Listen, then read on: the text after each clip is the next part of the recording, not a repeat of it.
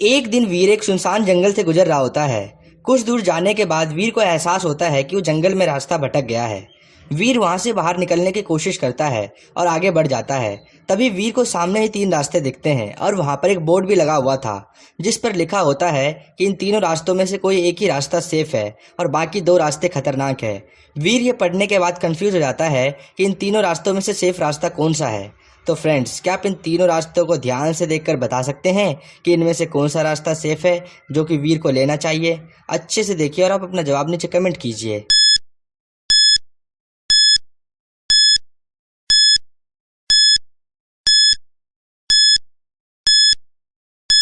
तो आइए दोस्तों, अब हम इसका सही जवाब देखते हैं।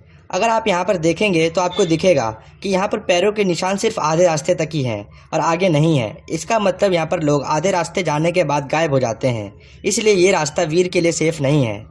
और अगर आप दूसरे रास्ते को ध्यान से देखेंगे तो उसमें आपको कुछ हड्डियाँ और कंकाल दिखेंगे। इसका मतलब इस रास्ते में खतरनाक जानवर हो सकते हैं, इसलिए ये रास्ता भी वीर के लिए सेफ नहीं है।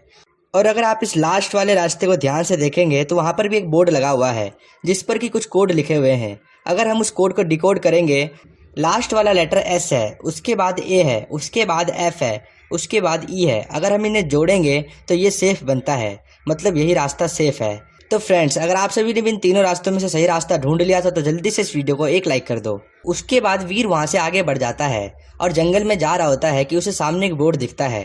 जब वीर उस बोर्ड को ध्यान से देखता है तो उस पर एक पहेली होती है। तो फ्रेंड्स, क्या आप इस पहेली को अच्छे से देखकर बता सकते हैं कि इस इमोजी से किस सब्जी का नाम बनता है?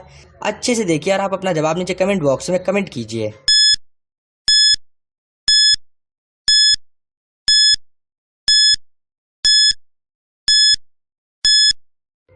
तो आइए दोस्तों, अब हम इसका सही जवाब देखते हैं।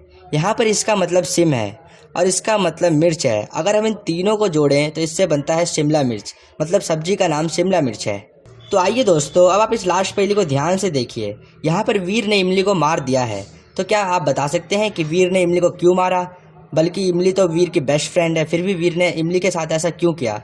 अच्छे से देखिए और अपना जवाब नीचे कमेंट बॉक्स में कमेंट कीजिए।